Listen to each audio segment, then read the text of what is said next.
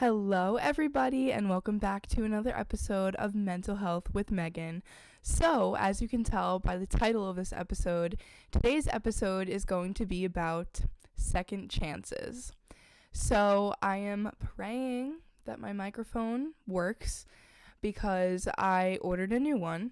Well, I would hope that the new one especially works, but my microphone just stopped working the last time I filmed an episode, and it was this episode, but I unfortunately could not salvage any of the audio on it, so I just had to scrap it, which definitely sucks. And then last night I went to try and film this episode again, and it was just not working. I kept getting distracted, then I ran out of storage, and then I was like, okay, you know what, we're gonna try this again tomorrow morning. And then I had to pull out my ring light last night because I was filming when it was dark out at 6 o'clock, so it was a whole big thing. And then after all that, it was just not working. I did 3 takes of the podcast, and it was I knew what I wanted to say in my head, but when I tried to speak it out loud, I was totally messing up. It didn't make sense, blah, blah, blah, blah, blah. So I was like, you know what? We tried, but it didn't work. We're going to wait till tomorrow and then we'll try again. So here I am trying again. So I would like to point out my Michigan State University hoodie. I wore this in a show when I was playing a girl who wanted to go to Michigan State University. And that was about a year ago. Our performances were the first weekend of December, so that was almost a whole year ago now. And I keep getting snap memories of the rehearsal process for that show, and I really miss that show. That was such a fun show, and it came at such a perfect time in my life. I was just really missing performing, and that was the first show I had performed in, I think, in about 4 years almost, or 3 years, because the last time I had performed as an actress in a show was before COVID, and then I was doing a lot of crew work after that. So yeah, so that show was really special to me, and the costume designer let me keep my Michigan State hoodie because he was like, well, it has an M on it and your name is Megan, and I was like, you're right. It's honestly kind of an ugly hoodie, but it is very comfortable, and you will definitely be seeing me like this in hoodies and sweats for the next probably 4 to 6 months. But it's okay because I'm filming my podcast in the comfort of my own home. So now that we've gotten through all of that chit chat, let's get into the episode. So I was having a conversation with this guy last week, and he was asking me if your ex came back and said, I'm gonna change and I'm gonna do better, would you give him a second chance? And I was like, hell no. And he was like, really? You wouldn't give him a second chance? And I was like, hell no. He cheated on me. Why would I give someone who cheated on me the chance to cheat on me again? And this was my first time ever being cheated on. I've only ever been in 2 long-term relationships. So this is my first time in my life I've ever been cheated on. But so I can't say this from personal experience, but from what I've heard, once a cheater, always a cheater. And typically when my friends, end up in these situations and they get cheated on and then they continue to date this person, it happens again. And it becomes a very toxic cycle. The reason why I don't 100% believe in second chances is because they become third chances and fourth chances and fifth and sixth and seventh and eighth and ninth and 10th chances, and it just becomes kind of a toxic cycle. And like I said, I've only been cheated on once in my life, so I can't speak from a lot of experience, but personally, I think cheating is the worst thing you can do in a relationship. And my ex who cheated on me was kind of self-projecting a few days before I found out, and I probably talked about this in the episode about him cheating on me, but I'm going to talk about it again. He was acting very weird and had one of his friends try to flirt with me on Snapchat to see if I would flirt with him back and cheat on him. And when I first told my friends this, they were like, girl, he's self-projecting, run. And I was like, no, he's not. Like, he would never cheat on me. And then 2 days later, I find out he was cheating. But my point is that he hurt me so bad. Why would I allow him to even have the chance or possibility to do it again? I'm not having very much luck filming podcasts this week. I don't know what's going on, but like I keep getting distracted. People are trying to make plans with me. People are texting me. People are calling me. And I'm overwhelmed.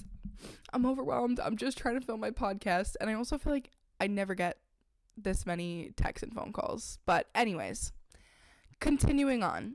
Why would I give him the chance to hurt me like that again?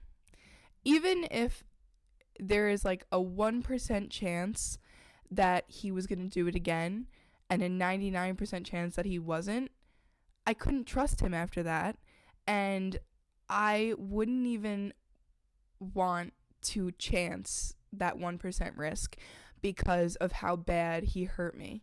I could not sleep. I could not eat for several days after I found out what had happened, and I wouldn't want to risk letting that happen again. And when you go back to a cheater, or when you give a cheater a second chance, it's kind of like disrespecting yourself, because you're allowing this person to hurt you and to do something that's really awful. Cheating is the worst thing you can do in a relationship. Cheating is like, it's like taking a hammer to a piece of glass. Because after you smash that piece of glass with a hammer, you can try to put it back together, but it's never going to be the same again. And there's this really beautiful thing that I learned about in school. I'm taking a sociology class right now, and I've actually really been enjoying it. It's pretty interesting. But I think that this was something, I don't know 100% the details, but this is like a philosophy thing, I think, from a long time ago, from China, I think it is, maybe India. I could be wrong on that. But they basically repair broken ceramics or broken pieces of glass with gold. And I think that's a really beautiful thing to kind of show that, things can be repaired. You can heal, but you're never going to be the same, Cheating is like taking a hammer to a piece of glass. You will never be able to fully put that piece of glass back together. And you could think about trust in the same way. Once you break that trust, it's never going to be the same again, which was basically the reason why me and my first boyfriend didn't work out, was because he had done something to break my trust. And once that happened, I was so nervous that he was lying to me all the time. So I wouldn't give a cheater a second chance. Personally, I just wouldn't give a cheater a second chance. I know a lot of people that do, and 9 times out of 10, they cheat again and it doesn't work out, and then they're just right back to square one. Like, okay, my boyfriend just cheated on me. What do I do now? Do I break up with him, or do I go my own way? Do I put my foot down and go my own way? And that's what I did with my ex. I put my foot down and was like, nope. Because it's kind of like disrespecting yourself when you allow someone to cheat on you and then be like, okay, I'll give you a second chance.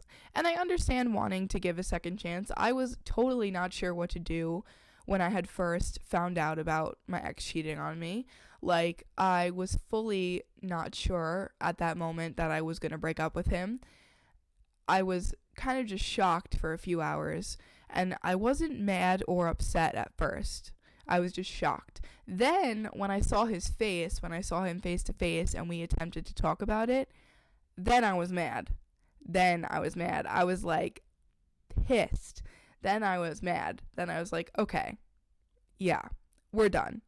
But I do think that in certain situations, second chances are a good thing.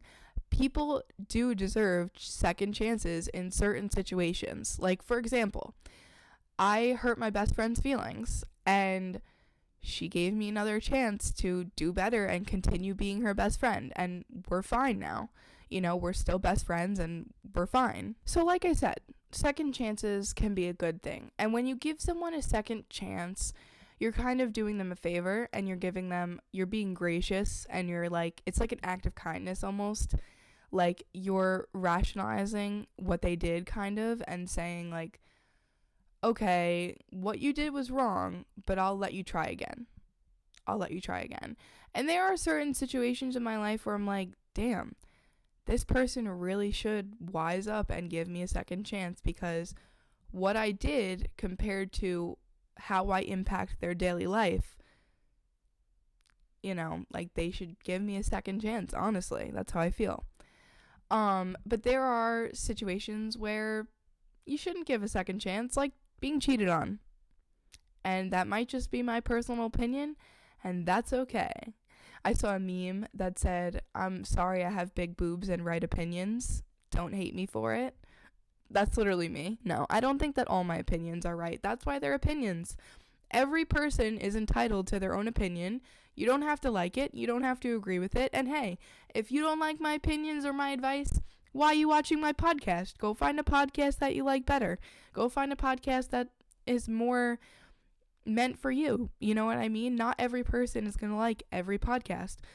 Like, opinions are opinions. Everybody's got their own, and that's what makes them special. If everyone thought the same thing, the world would be boring. But yeah, the reason why I don't really fully believe in giving second chances is because I've been manipulated way too many times. I am a very nice, kind person. And there was a time period in my life where I wasn't. There was a time period in my life where I was mad at the world, and I was kind of mean when I was in like middle school, early high school, because I was being bullied and I was sick of it, and I was mad at the world and mad at life. So I was kind of mean. There was a point in time where I was kind of mean.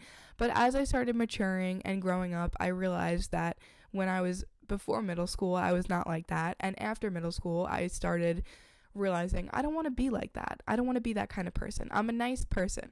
I pride myself on being kind and nice to other people and being the best person that I can be for other people, because I want to make an impact. I want to make a lasting impact on people's lives, which is kind of part of the reason why I started this podcast, But I don't believe in second chances fully because I've been manipulated so many times. And maybe if you're not, I'm not even saying that you're not a nice person, but maybe if you're just not as forgiving as I was, because the only reason I would forgive certain people in certain situations is like to be nice. Like, I was being nice to them. Like, I knew they felt bad, so I would be like, okay, it's okay. Like, don't worry about it. Like, they would pull the card like, oh, I feel so bad, I'm so sorry, and pull, that they felt so guilty, and I'd be like, oh, okay, it's okay, I don't want you to feel bad about it, it's fine. And meanwhile, that was when they were doing and saying some really shitty things to me. And I've learned more, now I've learned more that you can't do that all the time. Hi, Pookie.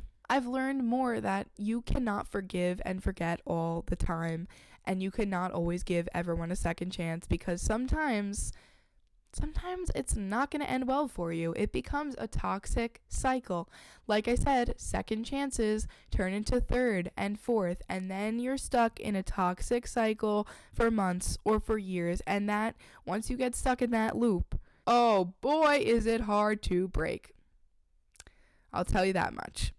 So I'm very careful about who I give second chances to now in my life. There are a lot of people in my life that I don't speak to anymore.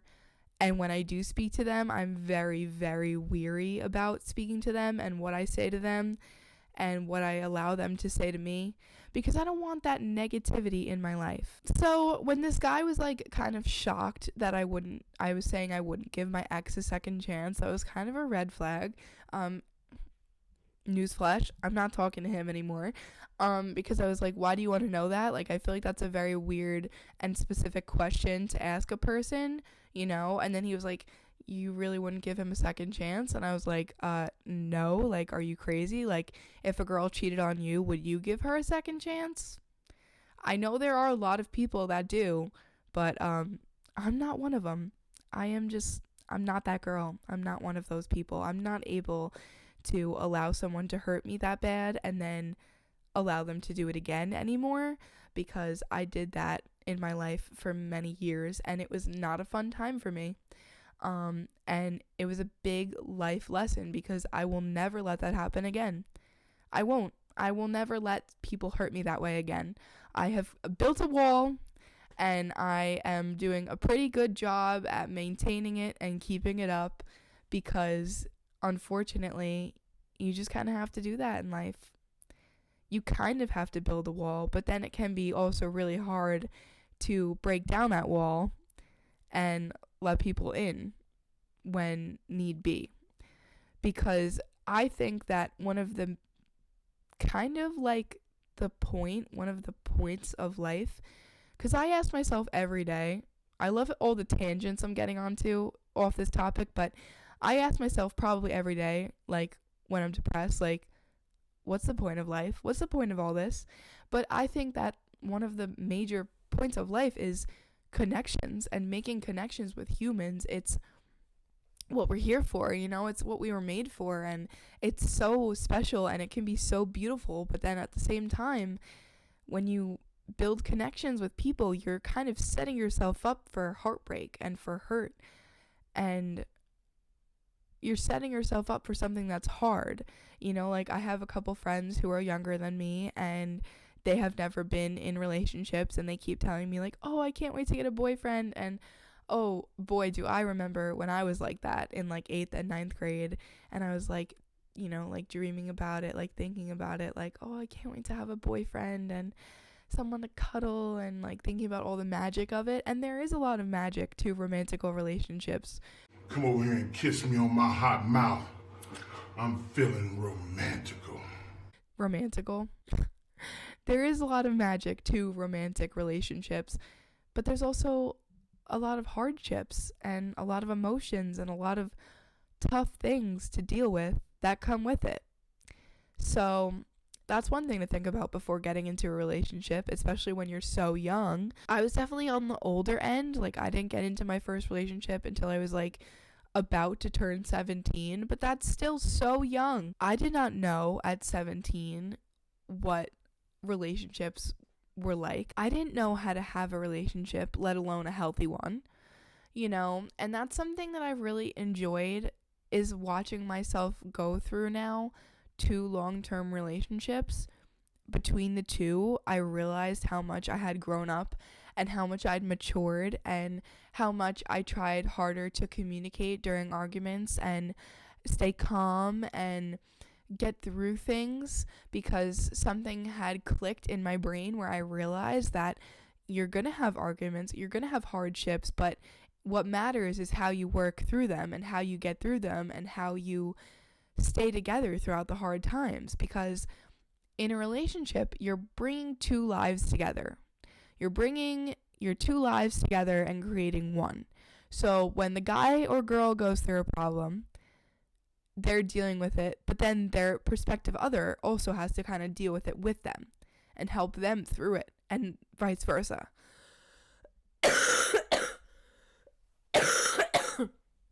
And then you go through problems together, or one of you goes through a problem that creates a problem for the other person, or creates a problem for the 2 of you together. So relationships are very, very interesting. And I could totally sit here all day long and dissect relationships because they're just so interesting to me. And my mom graduated with a degree in psychology, so I've been trying to like learn some stuff from her and talk to her about stuff because it's very, very interesting. And I never thought about being a psychologist or a social worker or anything like that, but I kind of just had a little light bulb moment in my head where I was like, maybe I should look into that as a career because it is very interesting to me. But anyways, so yeah, second chances. Would you give a cheater a second chance? Would you give someone who stole from you a second chance? Would you give a klepto a second chance? No. But But seriously, I want to know, if you watch this video, would you give a cheater a second chance? What did you learn from giving a cheater a second chance if you have done that in the past? And if you've stuck around until now, comment the number 2. So this is it, guys. I think that's all I have for you guys for this episode. I don't really know what else I have to say on second chances. Other than that, I don't fully believe in them, because I have had multiple ex-best friends where I've given them a second chance. They screwed me over again, and I let them, and I said, it's fine. Here's another chance. Yeah, so be careful before you give out second chances, because they're not always in your best interest. They can be harmful to your own mental health, which is something that you should think about before you give out a bunch of second chances. So yeah, that is all I have for this pretty short episode of the podcast, but I hope you guys enjoyed. I love you guys so much. Make sure to comment a number 2 if you stuck around till now, and I'll see you guys in the next one. Bye!